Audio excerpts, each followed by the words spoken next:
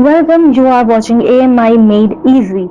In this video, we will discuss about need and need analysis, importance of need analysis. इस video में हम देखेंगे need के बारे में, नीड क्या है एंड नीड एनालिसिस क्या है और इसकी क्या इंपॉर्टेंस होती है डिजाइन में.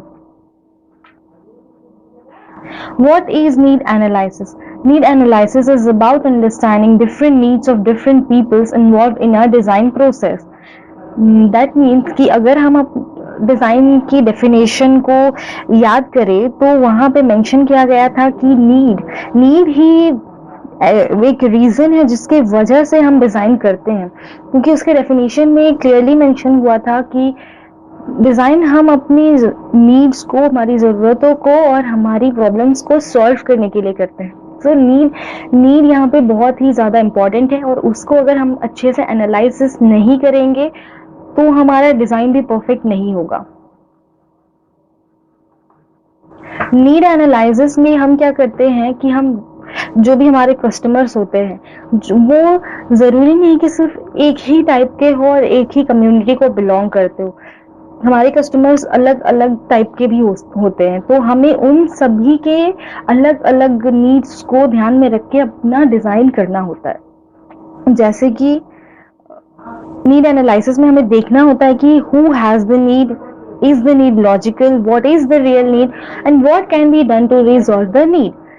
हमें एक्चुअली नीड एनालिसिस में हम क्या करते हैं कि हम देखते हैं कि नीड है क्या और किसको है ये ज़रूरत, हम किसके लिए डिज़ाइन कर रहे हैं और क्या वो नीड लॉजिकल है. क्योंकि ऐसा कई बार होता है कि काफ़ी लोगों के दिमाग में बहुत कुछ आता है जो कि प्रैक्टिकली कर पाना पॉसिबल नहीं है, तो इसलिए नीड का लॉजिकल होना यहाँ पे काफ़ी इम्पॉर्टेंट है.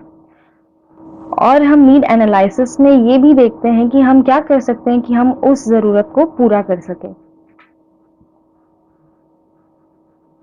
नीड एनालिसिस इम्पॉर्टेंट क्यों है? Why need analysis is important? Need analysis acts as a bridge to reach destination of product easily. Concepts, ideas to final product. It is the first step in every design process. Actually design process start होता ही है need से. Need है तभी हमारा design start होता है. तो need analysis जो है ना वो एक ब्रिज की तरह काम करता है. जो भी हमारा थॉट्स होता है, हमारा आइडियाज होता है, कॉन्सेप्ट्स होता है, उसको एक फाइनल फुल फिनिश्ड प्रोडक्ट बनने तक का जो रास्ता होता है उसको इजीली हम रीच कर सके, हमारी डेस्टिनेशन को हम इजीली रीच कर सके. तो नीड एनालिसिस वहाँ पे एक ब्रिज की तरह काम करता है जो हमारे आइडियाज को, हमारे थॉट्स को एक फुल प्रोडक्ट में कन्वर्ट होने में हेल्प करता है.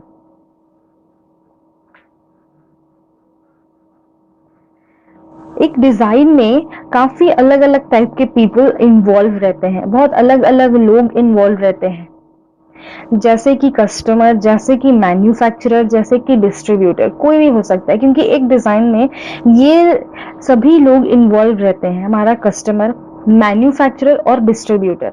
और इन सब के अपने पॉइंट ऑफ व्यू से अलग अलग नीड है जिनको कि हमें सबके पॉइंट ऑफ व्यू को सोच के हमें डिज़ाइन करना होता है, जो कि सारी टाइप के लोगों को, सारे टाइप के लोगों के नीड्स को फुलफिल कर सके.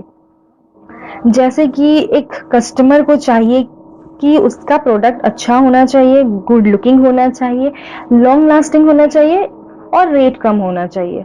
जो कि हाँ मैन्युफैक्चरर को लग सकता है कि यार सारी चीज़ एक में तो नहीं आ सकते, आपको गुड लुकिंग भी चाहिए, आपको अच्छा काम करने वाला प्रोडक्ट भी चाहिए, आपको लॉन्ग लास्टिंग भी चाहिए, बट आपको रेट भी कम चाहिए. तो ऐसे तो हो नहीं सकता. तो ये मैन्युफैक्चरर को लग सकता है कि कस्टमर का जो नीड्स है वो कंपैटिबल नहीं है. बट एक डिज़ाइनर को इन सभी के नीड्स को ध्यान में रख कर डिज़ाइन करना होता है. इसलिए हम नीड एनालिसिस करते हैं कि क्या क्या नीड है अलग अलग लोगों के.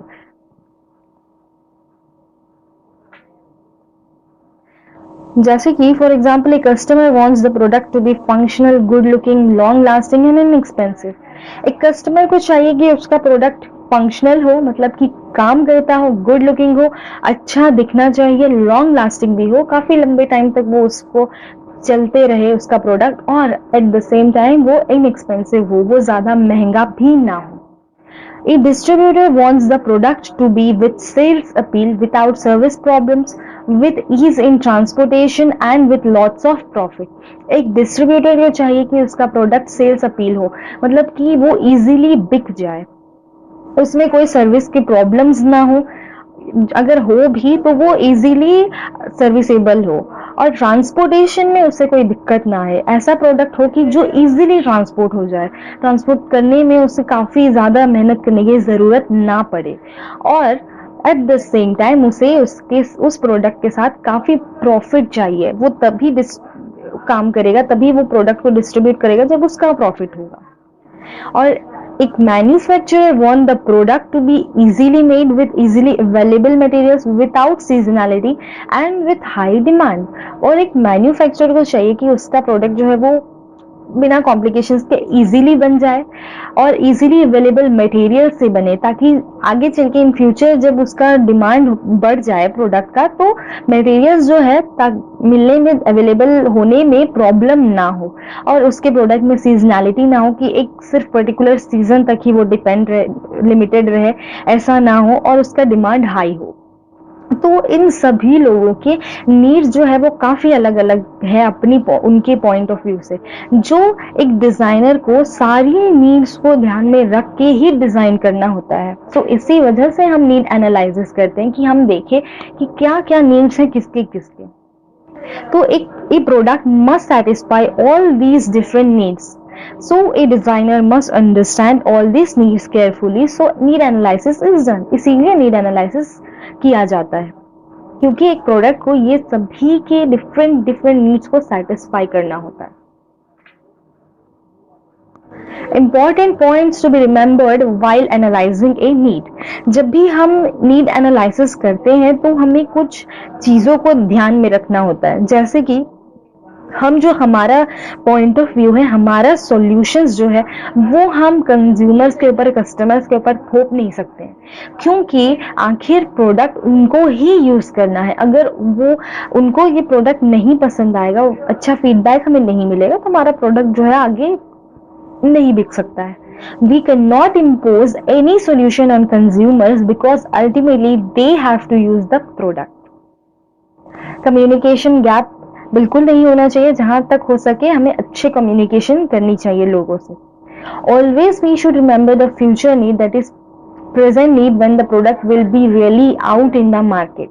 हमें जो है फ्यूचर में जो नीड है, उस नीड को हमेशा ध्यान में रख के नीड एनालिसिस करना होता है, कि ऐसा ना हो कि कहीं हमने अभी एट द प्रेजेंट टाइम जो नीड है, हमने उसको लेके हमने प्रोडक्ट डिज़ाइन करना तो चालू कर दिया, हमारा प्रोडक्ट काफ़ी टाइम, आखिर इतना लंबा प्रोसेस होने में तो टाइम लगता ही है, तो उस जब वो प्रोडक्ट मार्केट में आएगा, पता चला तब तक उस प्रोडक्ट का तो वहाँ पे ज़रूरत है ही नहीं, क्योंकि वो नीड तो पूरा हो चुका है, ख़त्म हो चुका है। तो इसलिए हमें उस वक्त का, जब मार्केट में प्रोडक्ट एक्चुअली आएगा, उस वक्त का नीड को भी ध्यान में रखना होता है, काफी इंपॉर्टेंट है ये।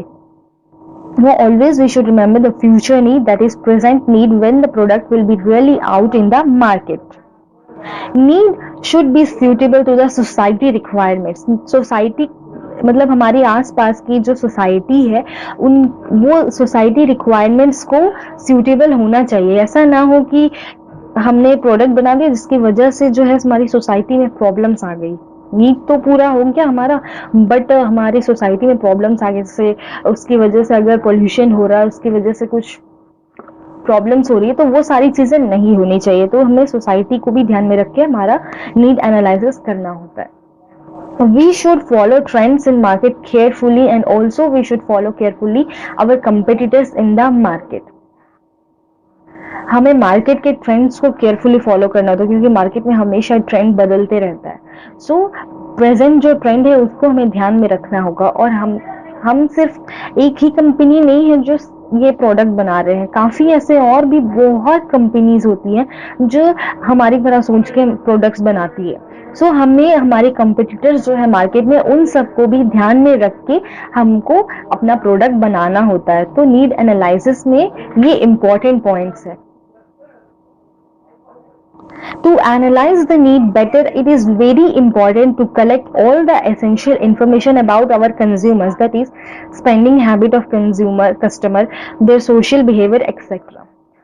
अगर हमें अच्छे से एनालाइज करना है कि नीड क्या है और हमारी प्रोडक्ट अच्छी तरह कैसे काम कर सकती है, तो हमें सबसे इम्पॉर्टेंट है कि हमारा जो कंज्यूमर होगा, जो हमारी प्रोडक्ट को खरीदेगा, हम उसके बारे में अच्छे से एनालाइज करें कि हम किस टाइप के लोगों के लिए हम प्रोडक्ट बना रहे हैं, क्या वो लोग उतना स्पेंड कर पाएंगे, उनके स्पेंडिंग कैपेबिलिटी क्या है, उनका सोशल बिहेवियर कैसा है।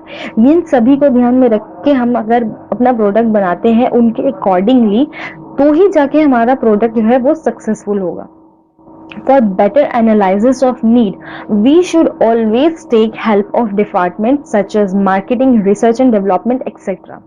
तो हमें हमेशा कुछ ऐसे मार्केट में होते हैं टीम्स, डिपार्टमेंट्स, मार्केटिंग टीम होते हैं, रिसर्च एंड डेवलपमेंट, ऐसे कई तरह की टीम्स होते हैं, तो हमें हमेशा उनकी हेल्प लेनी चाहिए नीड एनालिसिस करने में, क्योंकि वो लोग जो है वो पर्टिकुलर इसी नीड एनालिसिस के लिए ही काम करते हैं, इसी काम को ही वो लोग करते हैं, तो वो काफी अच्छे से ये काम कर पाएंगे।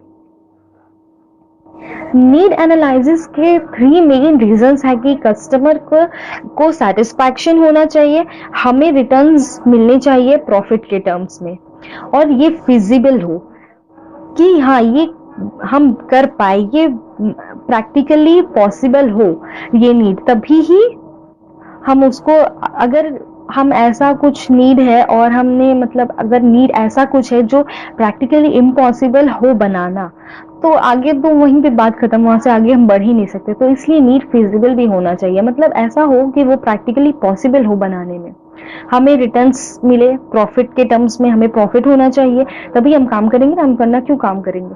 फिर कस्टमर को सेटिस्फैक्शन होना चाहिए, सबसे इंपॉर्टेंट पॉइंट है कस्टमर सेटिस्फैक्शन।